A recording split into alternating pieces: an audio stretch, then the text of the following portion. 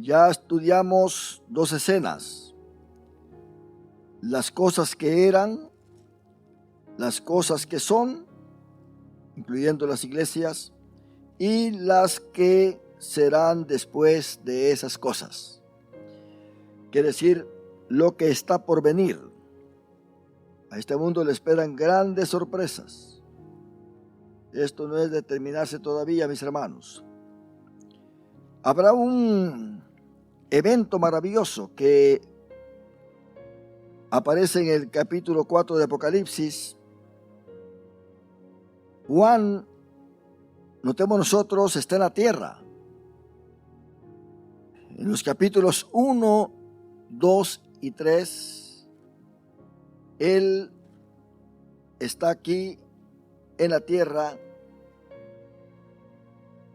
y se recalca muy bien en el capítulo 1, versículo 10, donde dice: yo estaba en el Espíritu en el día del Señor.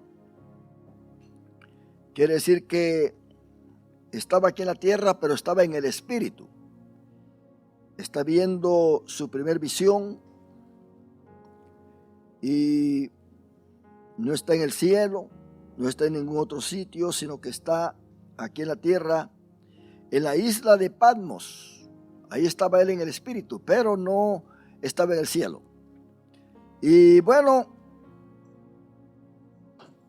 aquí nosotros en el capítulo 4 que vamos a estar estudiando, Juan dice una vez más que estaba en el Espíritu, pero ya no está aquí en la tierra, es trasladado a otro sitio. Entonces en el capítulo 4 lo leemos de esta manera: después de esto miré. O sea, después de esto es lo que está del capítulo 1 hasta el capítulo 3. Está en la tierra. Todo lo que acontece del capítulo 1 hasta el capítulo 3 es en la tierra. La iglesia está presente en la tierra, por eso se le envían cartas a las iglesias. Pero noten bien lo que pasa acá, que cuando ya se le envía la última carta a la última iglesia, hay un después ahí. Después de esto miré y aquí una puerta abierta en el cielo. Esta puerta abierta es una puerta que le permite a Juan entrar. Cuando Cristo viene, dice que los cielos se abrieron. Es muy diferente. Es algo diferente decir los cielos se abrieron a una puerta abierta en el cielo. El hermano Román canta ese himno que les dije la otra vez: cuando entre por la puerta grande. Hermano, déjeme decirle que cualquiera de nosotros que muere en esta noche así de repente y es salvo, se va a entrar por esa puerta.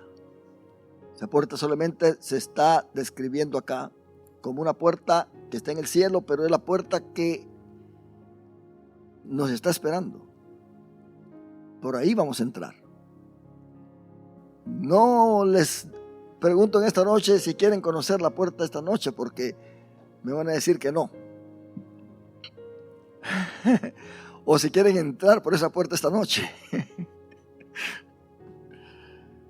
Pero realmente si nosotros descubriéramos esos tesoros maravillosos, ¿verdad?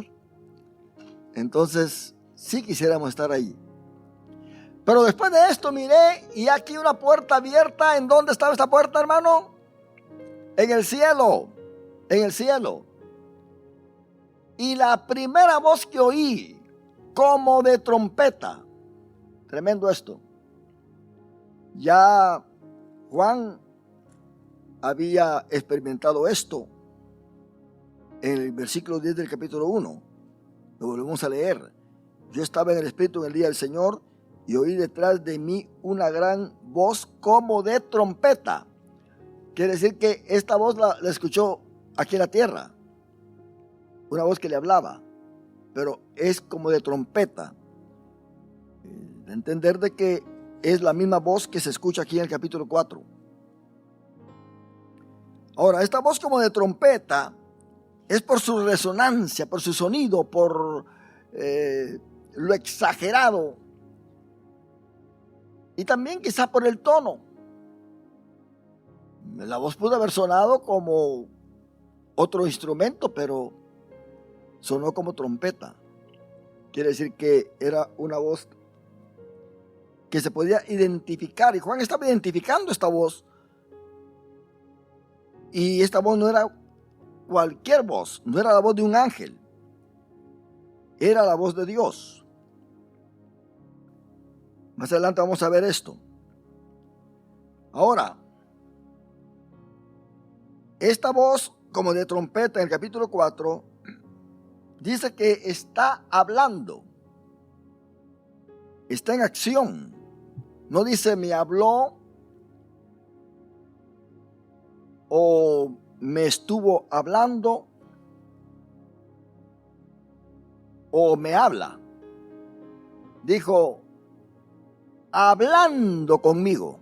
Quiere decir que era una voz que estaba presente en ese momento que Juan está viendo una puerta abierta en el cielo. Y está hablando. Y está exclusivamente hablando con él. No está hablando así. Y él lo escuchó así de repente, no. Está hablando con él directamente. Hablando conmigo. Eso, hermano, es muy importante, porque cuando Cristo arrebate su iglesia, no es solamente que va a sonar la trompeta y el que oiga la trompeta, como se dice, ¿verdad?, va a salir volando por los aires. No. Es la misma voz que vamos a escuchar nosotros. Porque aún Cristo dijo que los que están en los sepulcros oirán su voz. ¿Se da cuenta? Es la voz de trompeta. Nosotros que estamos vivos vamos a escuchar esa voz también. Va a ser la misma voz que Juan escuchó. Pero va a hablar directamente con nosotros. Directamente. Con todos aquellos que están para volar. Van a tener en sí el privilegio de decir, esa voz está hablando conmigo. Conmigo, no con nadie más. Cada uno de los salvados. Ahora, note bien esta voz lo que le dijo. Sube acá. ¿A dónde? ¿A dónde lo estaba llamando? Dígalo, caballero, fuerte. Al cielo. Sube acá. Eso, hermano, está indicando el arrebatamiento. ¿Por qué decimos el arrebatamiento? Porque notemos nosotros esto. A partir de este capítulo 4 hasta el capítulo 19 de Apocalipsis, en este paréntesis aparecen muchas cosas, los 7 sellos, las 7 trompetas, las 7 copas, pero no aparece la iglesia. No aparece la iglesia. Entonces, ¿dónde está la iglesia? Lo vemos en el capítulo 5, hermano, que la iglesia aparece en el cielo representada por los 24 ancianos. Por lo tanto, la iglesia se menciona de nuevo hasta el capítulo 19. La iglesia aparece en el cielo. ¿Dónde está la iglesia? Nos vamos al capítulo 5 de Apocalipsis. Está en el cielo, no está en la tierra. Y aparece de nuevo hasta el capítulo 19. ¿Por qué aparece de nuevo en el capítulo 19? Porque Cristo viene bajando con ella. Va a bajar. Y va a haber una gran boda. Tremenda. Que hará que su iglesia esté con Cristo para siempre. Entonces, las cosas que has visto, las cosas que son y las que han de ser después de estas. Sube acá y yo te mostraré las cosas que sucederán después de estas. Qué tremendo, hermano. ¿En dónde van a suceder? En la tierra. Pero no solamente en la tierra. Juan tiene ciertos paréntesis donde la visión que está viendo en la tierra se corta y de repente ve lo que está pasando en el cielo. Allá está sucediendo algo en el cielo. Así que en esos 7 años van a haber cosas que están pasando en el cielo y cosas que están pasando en la tierra. La experiencia que la iglesia tiene en el cielo y la experiencia que los que se quedaron para la tribulación van a tener aquí en la tierra. Te mostraré las cosas que sucederán después de estas. Y ahora aquí se revela, hermano, entonces los hechos terribles que ocurrirán en el futuro. Por eso Juan dice, después de esto miré. El después de esto habla de los capítulos, dije, del 1 hasta el 3. Y Juan ve una puerta abierta en el cielo y una voz como de trompeta. Y aquí Jesús le dice que suba al cielo y le va a mostrar las cosas que sucederán después de estas. Ahora, notemos nosotros que Juan es llevado al cielo después de la era de la iglesia. Esto es lo que muchos de los teólogos están interpretando. Después de la era de la iglesia, que termina el capítulo 3, Juan es llevado al cielo. ¿Y para qué es llevado Juan al cielo? Para que vea el origen de aquello que va a pasar en la tierra. Porque todo lo que va a pasar en la tierra durante esos 7 años, su origen va a estar en el cielo. Porque es la ira venidera del que habla el apóstol Pablo a los tesalonicenses. Pablo dice que Dios nos librará a nosotros de la ira que vendrá. Y esta ira es la ira del que está sentado en el trono y la ira del Cordero. Tremendo esto. Quiere decir, hermano, que no solamente será la ira del Padre, será la ira del Hijo también. Por eso estos 7 años, hermanos, serán 7 años desastrosos. Nadie va a querer estar acá. Alguien dirá, si me quedo, bueno. No, hermano. El que se quede va a andar corriendo para arriba y para abajo, escondiéndose en las rocas y aguantando hambre y con una conciencia que lo está acusando, diciendo, bueno, ¿y qué pasa ahora? Y quizás haya una iglesia abierta por ahí pensando que quizás todavía los gentiles tienen salvación.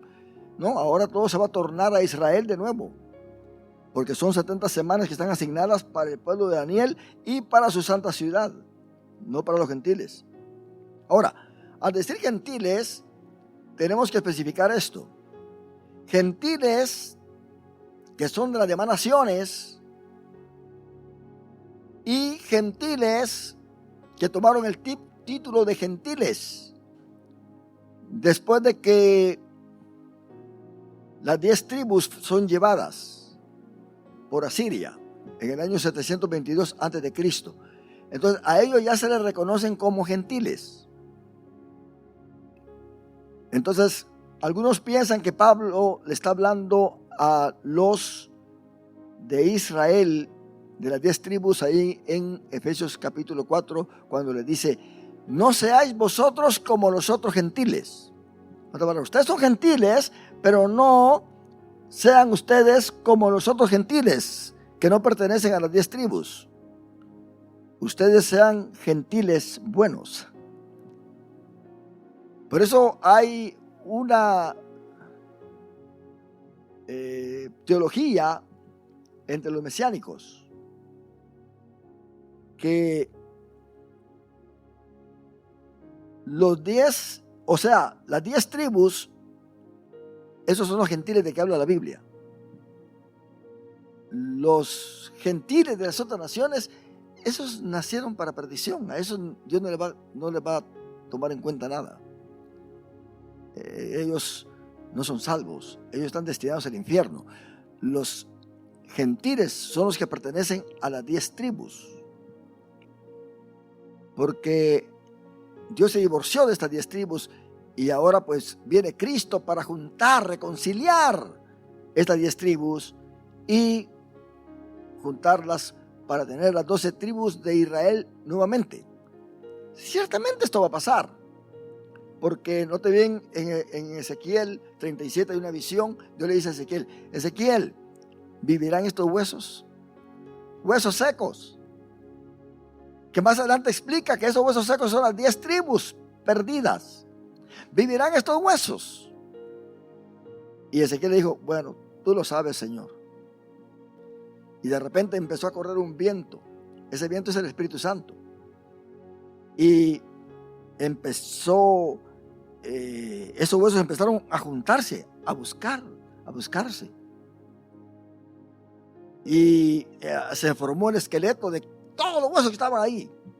O sea, humanamente no se podían armar esos huesos, pero el viento, el Espíritu Santo, sabía dónde estaba el fémur de este huesal que había acá, y lo tenía y lo trajo. Ahí venía el fémur, por allá estaban los huesos de la mano, por allá estaba, como dijo alguien, la calaca, la calavera. Ahí venía usted, y se empezaron a juntar las clavículas, las costillas y todo eso en esa visión.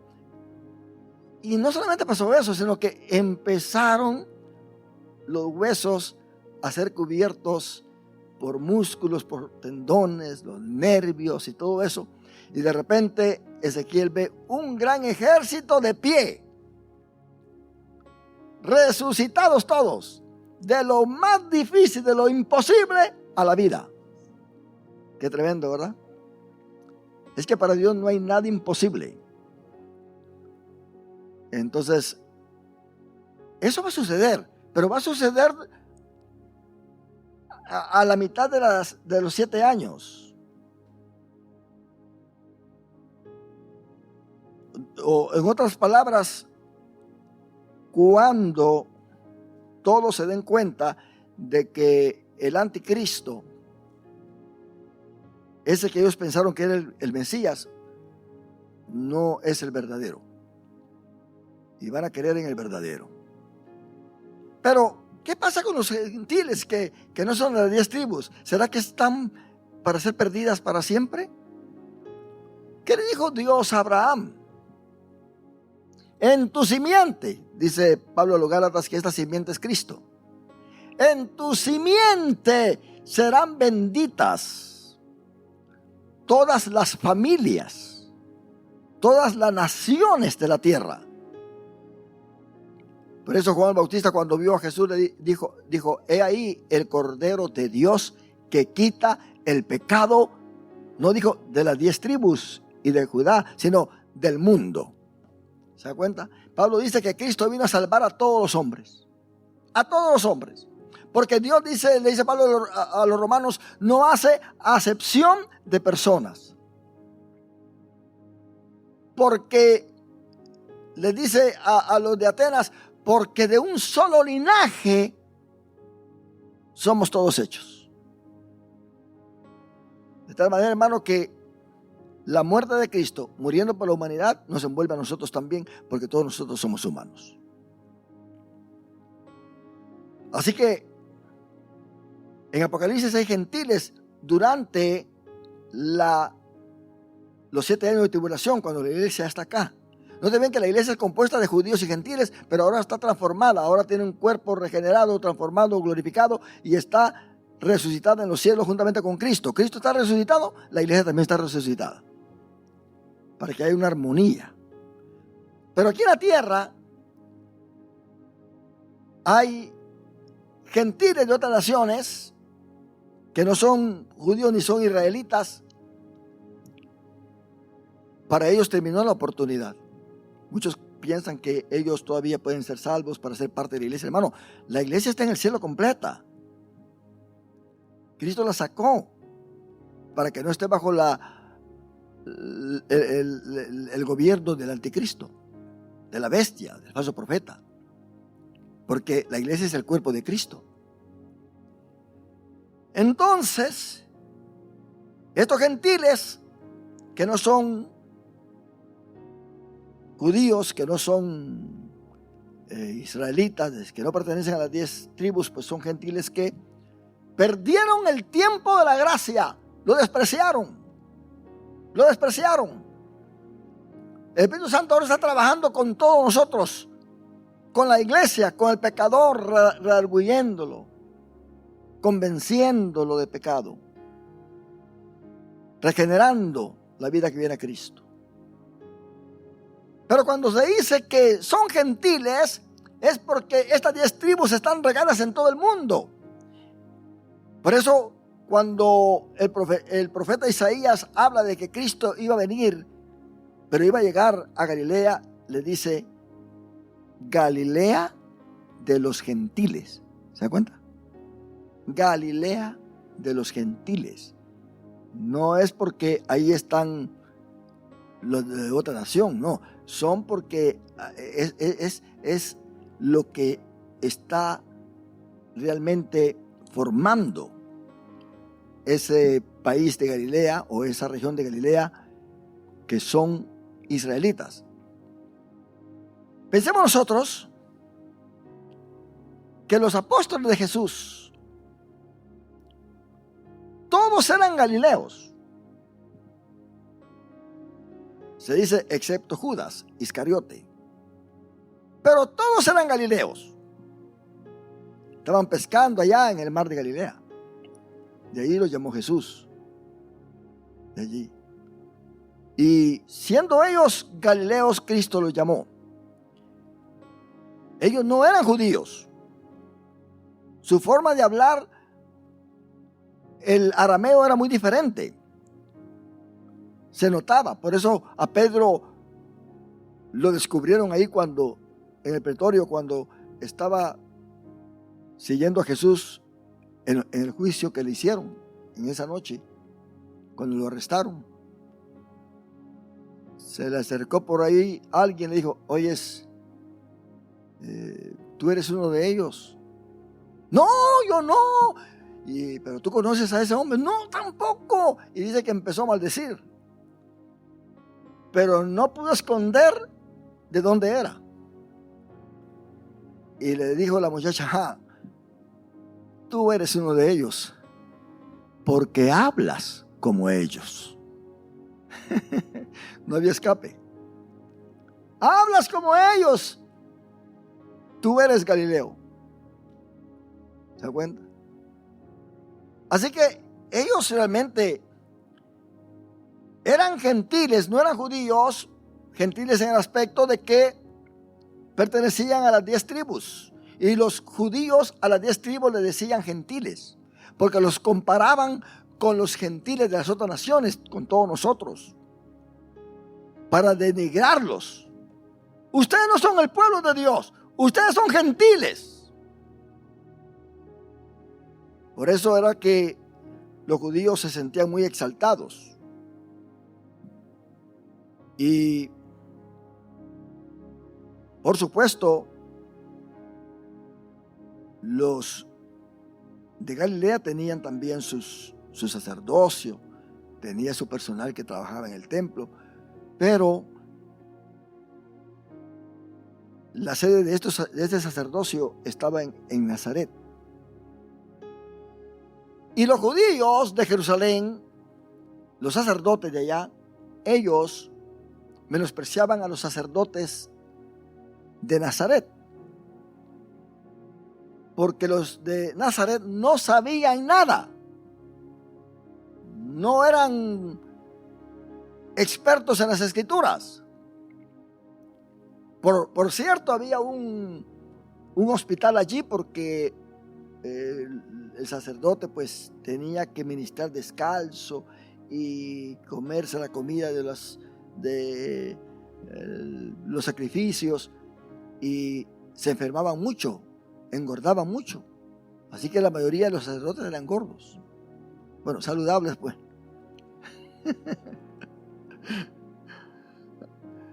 Ellos sufrían mucho. Yo creo que el doctor Lucas quizás les ayudaba un poco.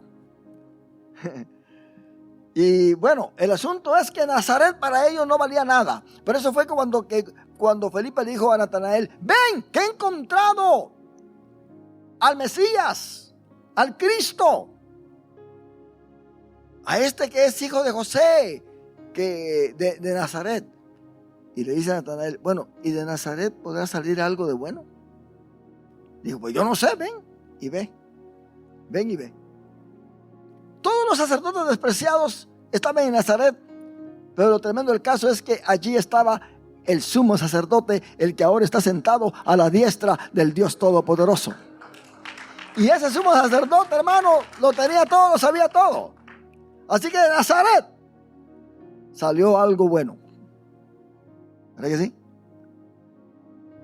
Ahora, pensemos nosotros esto entonces, que durante estos 7 años hay gentiles que llegan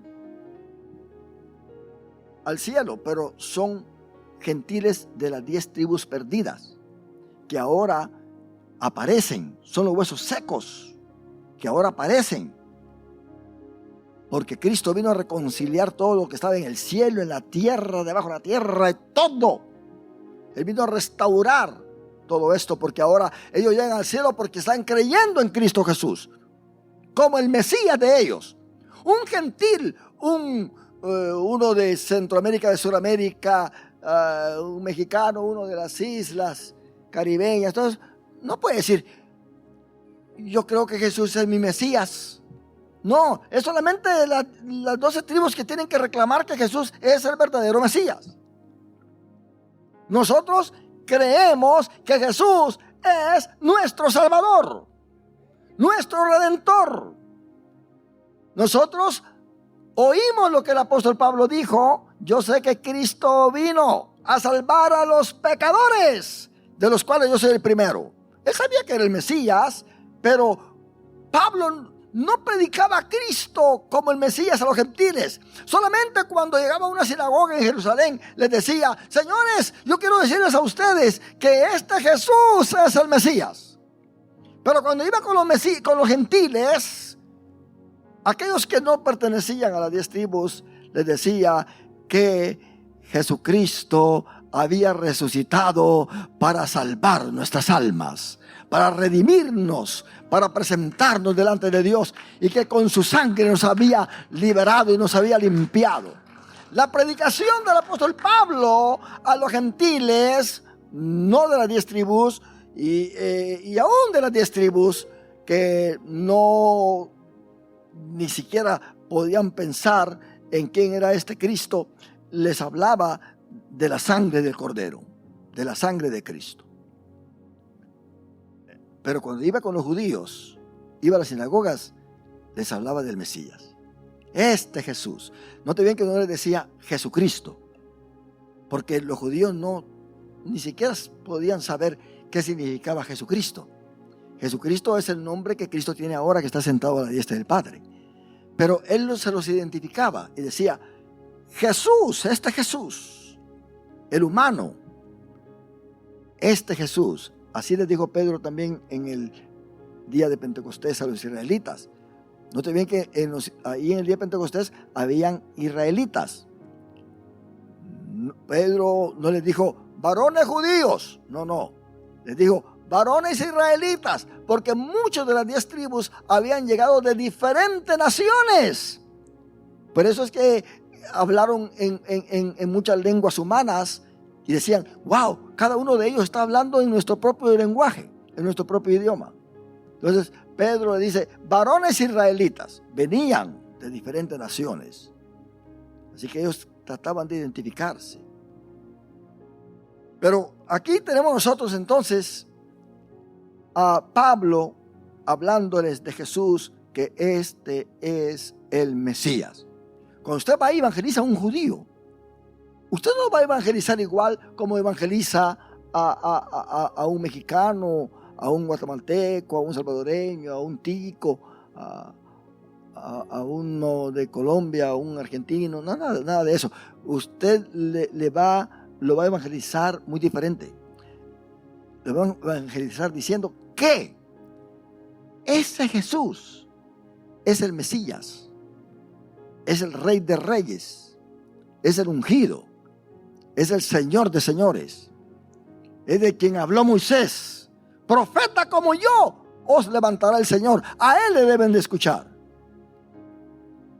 Ellos tienen que ser convencidos de que Jesús es el Mesías. Nosotros no. Nosotros tenemos que ser convencidos de que Jesús dio su vida por nosotros en la cruz del Calvario. En esa cruz maravillosa, por decirlo así, porque esa cruz se convirtió en ese altar del cual Dios recibió esa ofrenda de olor grato. Qué tremendo eso. Por eso es que ahí en Apocalipsis capítulo 7, versículo 9, bueno, del versículo 4, usted se va a dar cuenta que aparecen las 12 tribus. Vaya usted y pregunte dónde están las 12 tribus, nadie sabe. Pero vivirán estos huesos, claro que sí. El Espíritu Santo va a estar trabajando solamente con el pueblo de Israel, directamente durante esos 7 años. Los primeros 3 años y medio una forma, y después de los 3 años y medio la segunda mitad de los 7 años en otra forma. Pero el Espíritu Santo va ahora a regresar a trabajar de una forma especial con el pueblo de Israel. Ya trabajó con la iglesia, ya le dio dones a la iglesia, ya le dio ministerios a la iglesia, ya está trabajando con nosotros en este tiempo así como estamos. Pero cuando la iglesia sea llevada, el Espíritu Santo y la iglesia van a ser quitados de este mundo, en el aspecto de que el Espíritu Santo ya no va a trabajar como está trabajando ahora con la iglesia. Va a trabajar de una forma diferente durante esos 7 años. Pero ya no va a ser con la iglesia, va a ser con el pueblo de Israel. Note bien el versículo 4 del capítulo 7. Y oí el número de los sellados. 144,000 sellados de todas las tribus de los hijos de Israel. De todas las tribus de los hijos de Israel. Juan está viendo que las 12 tribus están ya en pie. La visión que Ezequiel vio, ahora Juan los está viendo acá de nuevo. Pero está viendo sellados ya formados. Versículo 5. Y note bien, de la tribu de Judá, 12,000 sellados. De la tribu de Rubén, 12,000 sellados. Note bien que Judá y Benjamín estaban unidos. Y a esta unión de Judá y Benjamín, a todo eso se le llamó Judá. Por eso ahora hay muchos judíos que son de la tribu de Benjamín. Pablo era de la tribu de Benjamín. Y Pablo decía, nosotros los judíos. Y le llamaban judío. Porque Judá y Benjamín se habían homogenizado. ¿Por qué se homogenizaron? Porque la frontera de Judá y Benjamín pasaba por la mitad del templo. Así que eran siameses. No se podían dividir. Pero ellos se quedaron juntos. Y a todo eso pues se le llamó Judá. Pero habían unos judíos y otros que eran de la tribu de Benjamín. De la tribu de Rubén, 12,000 sellados. De la tribu de Gad, 12,000 sellados. De la tribu de Aser, 12,000 sellados. De la tribu de Neftalí, 12,000 sellados. De la tribu de Manasés, 12,000 sellados. De la tribu de Simeón, 12,000 sellados. De la tribu de Leví. ¿No te ven que Leví, si usted nota muy bien y se va al mapa de los israelitas, el mapa antiguo y todo, o la distribución de tierra, la tribu de Leví nunca tuvo tierra. Nunca.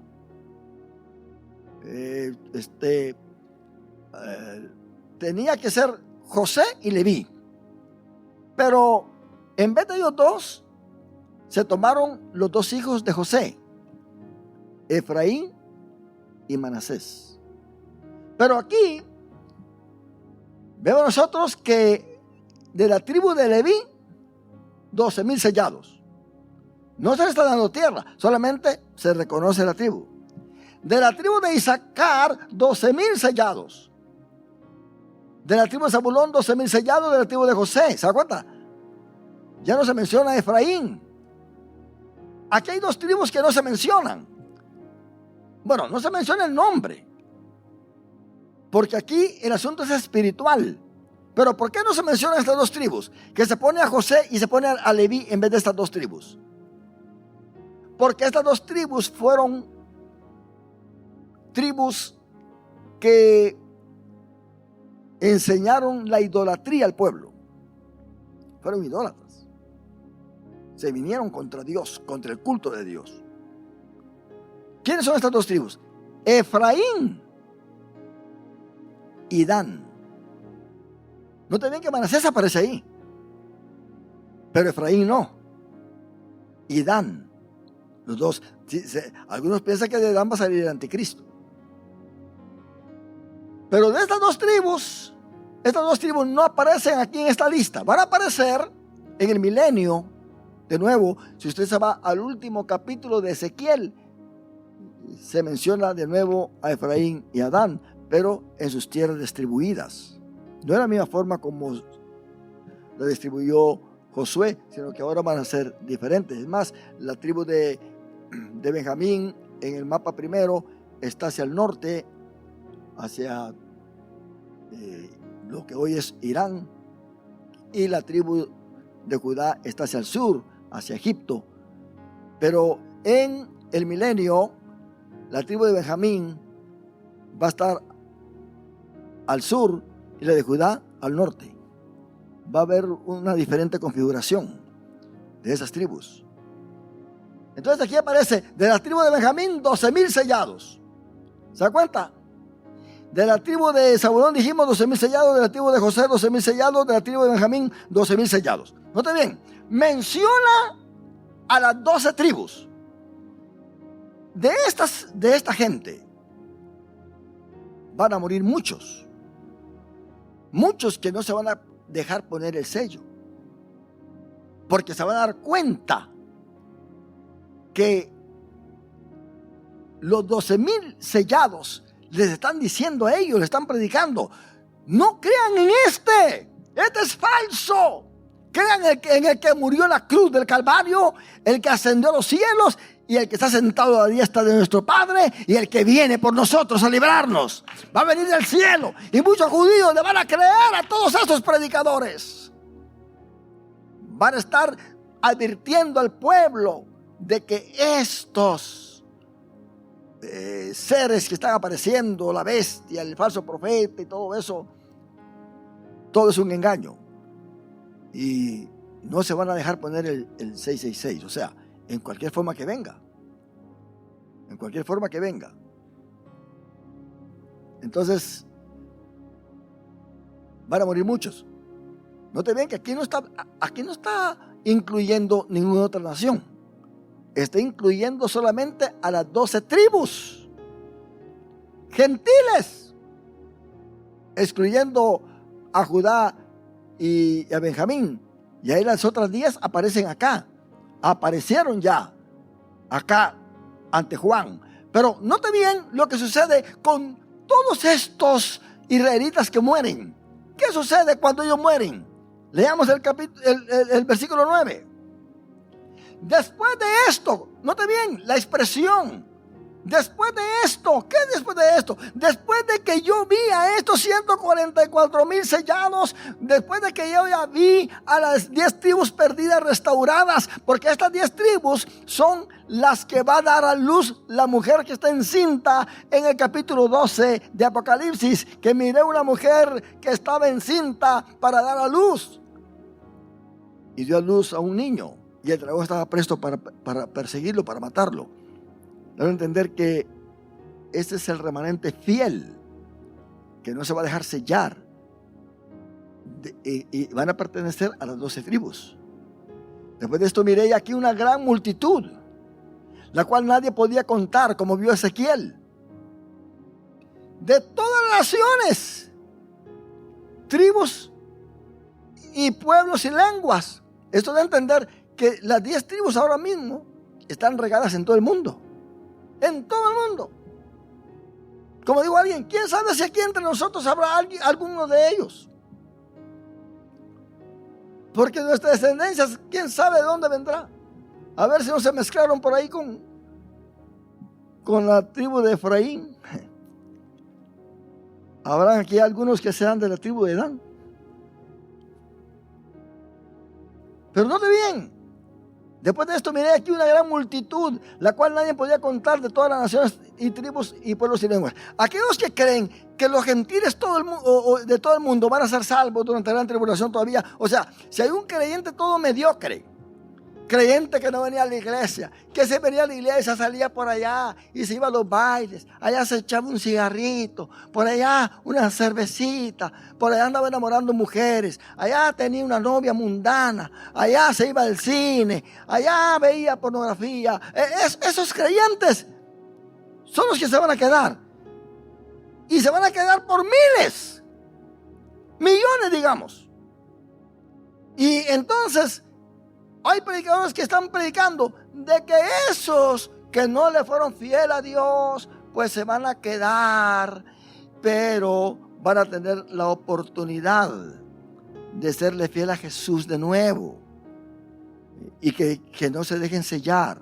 Hermano, eso ya no va a ser para esos gentiles de todas las naciones, va a ser para esta multitud que usted está leyendo acá. Porque este versículo está relacionado a la multitud de los 144,000 y luego todo el resto de estas tribus. Después de esto miré aquí una gran multitud, de la cual nadie podía contar, de todas las naciones y tribus y pueblos y lenguas, que estaban delante del trono y en la presencia del Cordero, vestidos de ropas blancas y con palmas en las manos. ¿Por qué tenían palmas en las manos? En el Antiguo Testamento, cada vez que celebraban a un nuevo rey, tanto los judíos como el pueblo de Israel, que compone las 10 tribus, siempre lo celebraban con palmas en las manos. Así que el israelita que tiene palmas en las manos está celebrando a un nuevo rey. Por eso cuando Cristo entró ahí a Jerusalén montado en ese hijo de asna, mire, todos agarraban palmas y ramas y se los tiraban ahí para que Jesús pasara. Estaban celebrando al nuevo rey que venía. Entonces acá ellos han creído que Jesús es el Mesías, el nuevo rey. Por eso tienen palmas en las manos. Ningún gentil que no sea de Israel o de las 10 tribus puede tener palmas en sus manos celebrando al Mesías. No. Nosotros en ese momento ya estamos celebrando, pero las bodas del Cordero allá en los cielos. Luego sigue diciendo: y clamaban a gran voz diciendo: la salvación pertenece a nuestro Dios que está sentado en el trono y al Cordero. Ahora incluyen al Cordero porque han creído en el Cordero. Y todos los ángeles estaban en pie alrededor del trono y de los ancianos y de los 4 seres vivientes, y se postraron sobre sus rostros delante del trono y adoraron a Dios, diciendo: amén. Así sea, así es. La bendición y la gloria y la sabiduría y la acción de gracias y la honra y el poder y la fortaleza sean a nuestro Dios por los siglos de los siglos. Amén. ¿Se da cuenta? Hay una alabanza a Dios. Entonces uno de los ancianos habló, esto es la iglesia, diciéndome: estos que están vestidos de ropas blancas, ¿quiénes son y de dónde han venido? No se sabe. Es un pueblo que no está como estamos nosotros. Nosotros estamos ya aquí en espíritu, alma y cuerpo, pero estos están viniendo con ropa blanca, pero en espíritu. No traen cuerpo resucitado.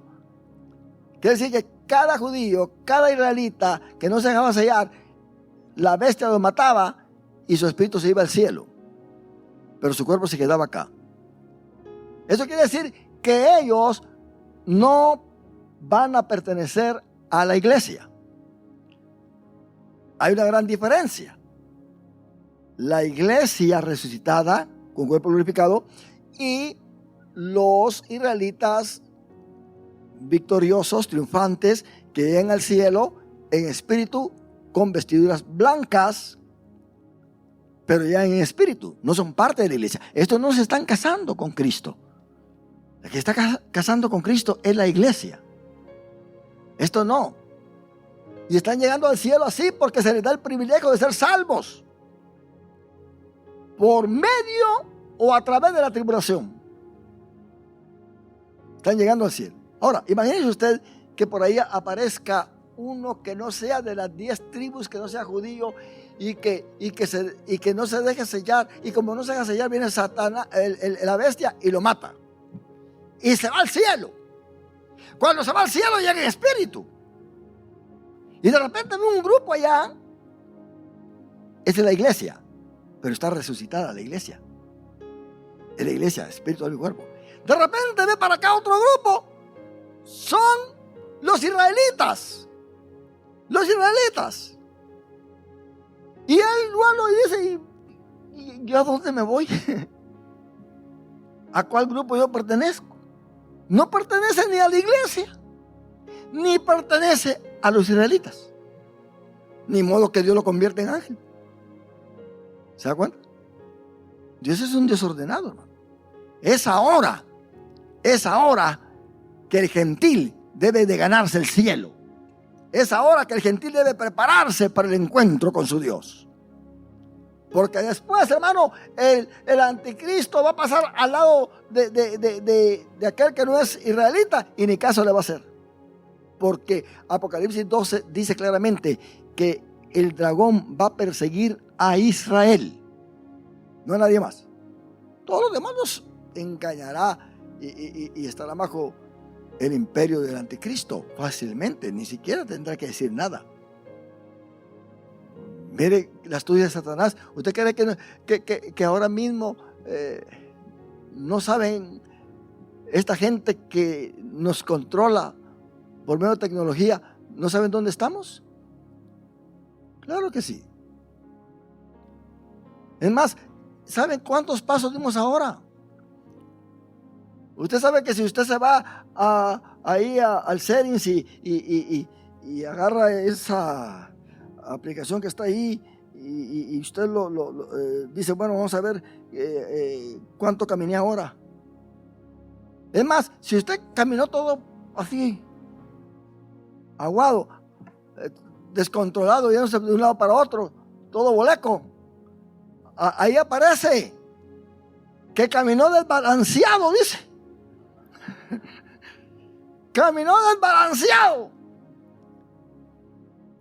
Yo creo que esa es una buena forma para chequear usted a los miembros de la iglesia. A ver si el día de hoy caminaron desbalanceados y por qué caminaron desbalanceados.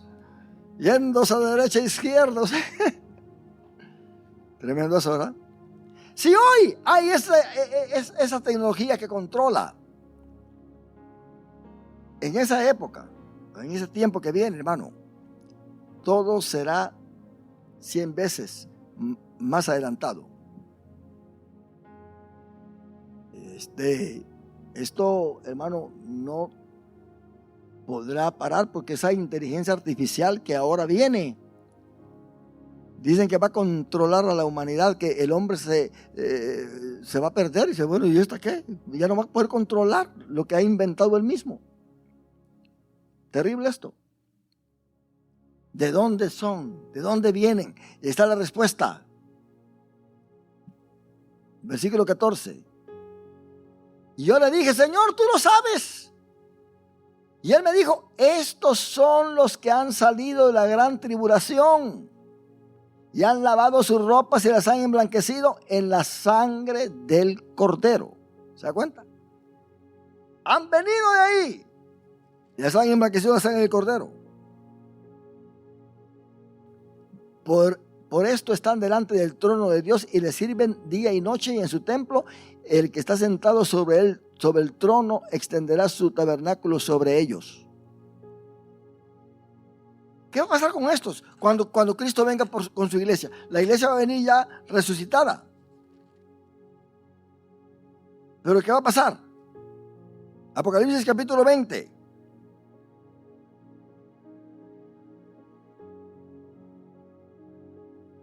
Versículo 4. Y vi tronos y se sentaron sobre ellos los que recibieron facultad de juzgar.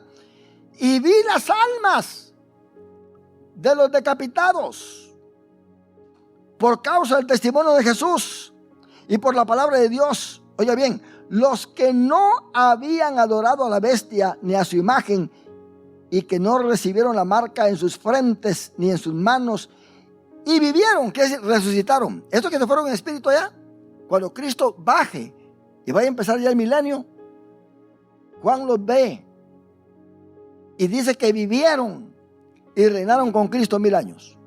Van a resucitar. Ahora, esta no es la iglesia. Esos son todos los que murieron, que no se dejaron sellar, que llegaron allá con vestiduras blancas, pero llegaron en espíritu, pero que no son de la iglesia, que no es parte de la iglesia.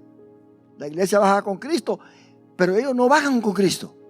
Ellos resucitan cuando Cristo baja a la tierra y reinan con Cristo 1000 años. Quiere decir que ellos no experimentan arrebatamiento.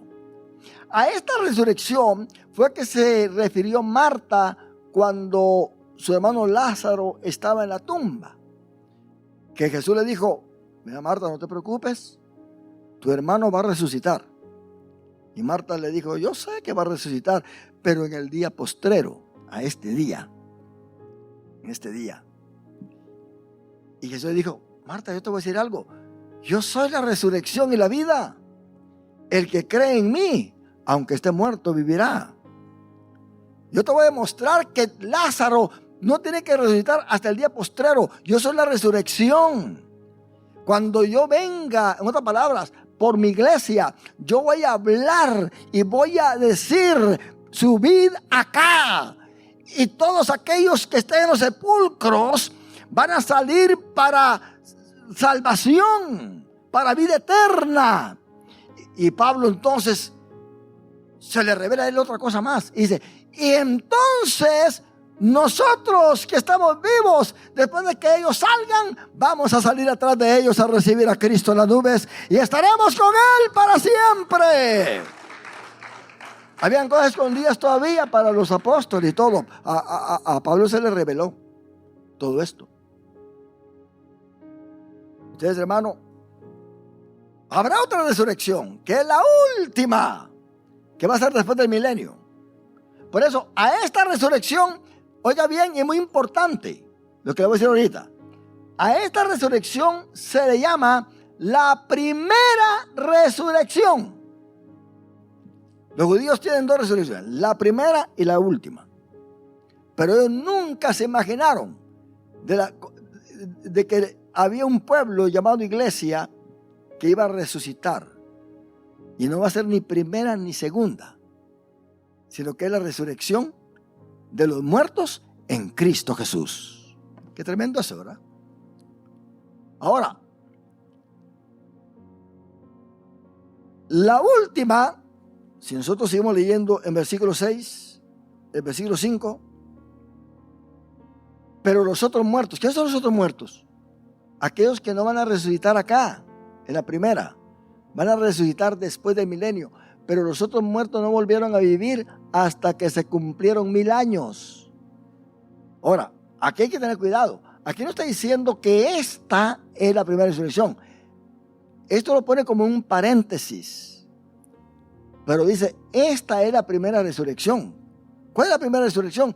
Los que resucitan cuando Cristo venga y reinan con Él 1000 años. Esa es la primera resurrección. Pero los otros muertos no van a resucitar hasta que se cumplan 1000 años. Y después de eso viene el juicio del gran trono blanco. Y el que no se haya inscrito en el libro de la vida fue lanzado al lago de fuego. Los otros muertos van a resucitar y van a aparecer así como estamos nosotros ahorita.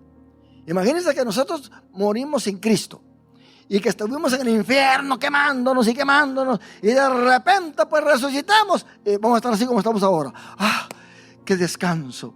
Me estaba quemando en el infierno. Ya, pero no sabe para dónde va. Después del juicio del gran trono blanco, se va a ir al lago de fuego. Y allá no va a estar como estaba en el infierno, en espíritu o en alma. No, en el lago de fuego va a estar en espíritu, alma y cuerpo, así como estamos aquí nosotros, quemándose para siempre y para siempre y para siempre, que será la muerte segunda. Muerte segunda quiere decir que será apartado de Dios para siempre. Ya Dios se va a olvidar de esa gente, porque el cielo y la tierra que hay hoy huyeron, y juntamente con eso se fue también el lago de fuego, quién sabe hasta dónde. Y viene un cielo nuevo y una tierra nueva. Ahí, hermano, vamos a vivir para siempre.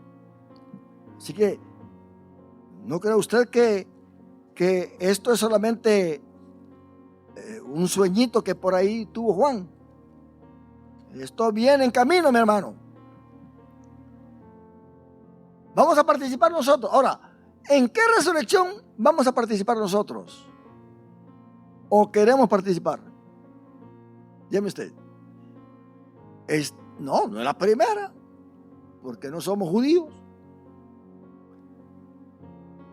La primera es esa, donde Cristo baja y resucitan todos los que mueren en la tribulación. Y es más, algunos teólogos, ellos creen que también en esta resurrección antes del milenio van a resucitar todos los del Antiguo Testamento que se identifiquen con el pueblo de Israel. El Israel salvo.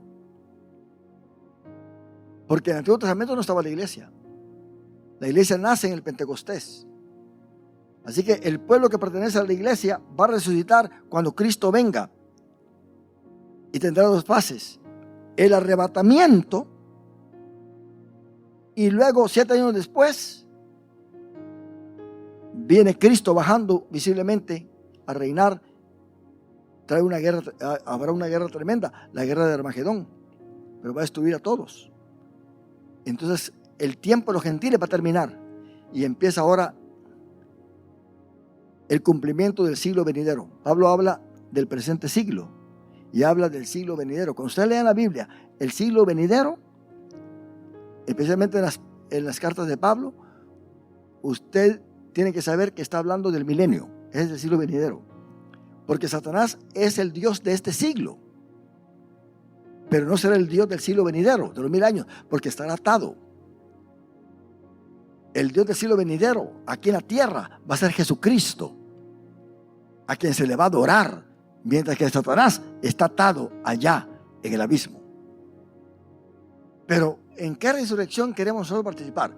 Vamos a querer participar en la primera, nosotros los gentiles. En la primera no, porque no somos judíos, no somos israelitas. Pero hay dos en las cuales sí que podemos participar. En la resurrección de los muertos en Cristo Jesús, cuando Cristo venga por su iglesia, y en la última resurrección después del milenio. Si no nos vamos ahora, cuando Cristo arrebate la iglesia, vamos a tener que resucitar en el último. Y eso es para condenación. Ahí se va a buscar el nombre en el libro de la vida y se va a dar cuenta que no va a estar ahí. Y empieza cada uno a llorar. Pero yo quiero participar en la resurrección de la iglesia. No es primera ni última, y es única. Única. Cristo arrebata a su iglesia. Eso será un escándalo tremendo en todo el mundo, hermano. Los niños que están en los hospitales, como los niños son de Cristo, todos van a desaparecer. Todos. Todas las cunas estarán vacías. Antes se morían muchos niños. Esas tumbas van a estar abiertas también. Muchos alegan sobre esto. No, los niños no, ni resucitan ni nada. Los niños son niños, ya, olvídese. Tuvieron un cuerpo, murieron. En el Antiguo Testamento hay niños que resucitan, con Elías y con Eliseo. Hay niños que resucitan.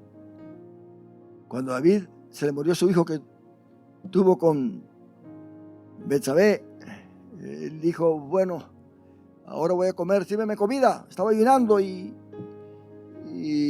ahora pues estoy contento. ¿Por qué? Porque, bueno, mi niño está ya en el cielo. Él no puede venir a mí, pero yo sí puedo ir donde Él está. ¿Se da cuenta? Quiere decir que los niños son de Cristo. ¿Es así?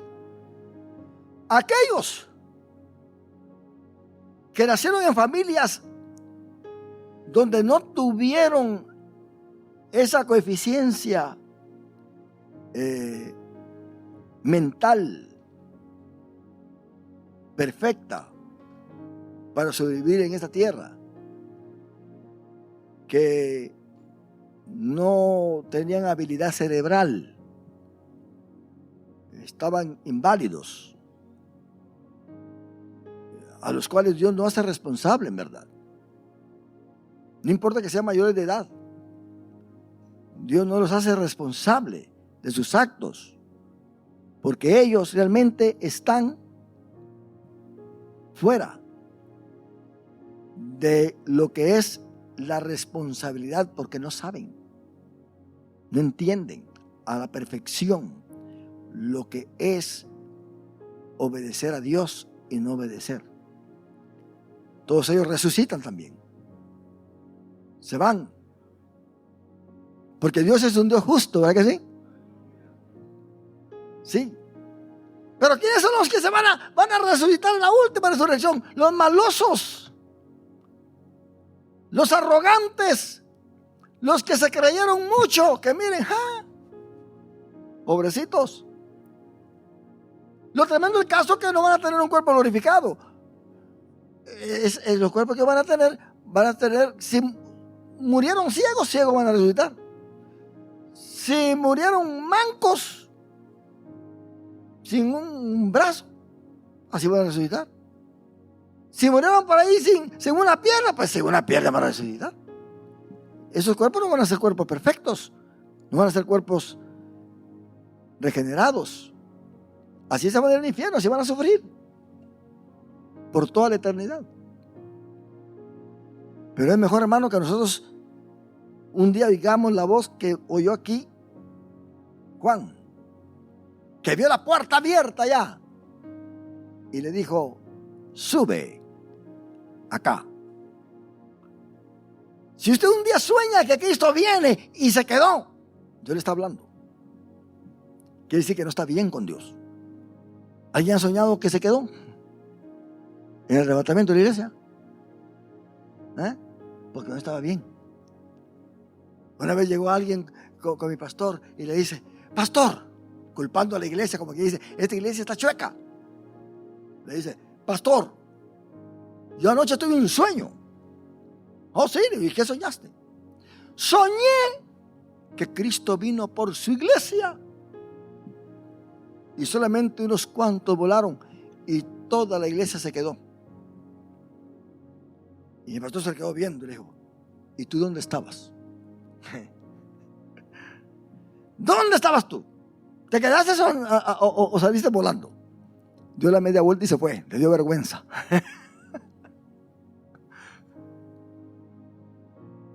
¿Qué dice el profeta? Prepárate para el encuentro con tu Dios. ¿Cuántos decimos un aleluya, mis hermanos?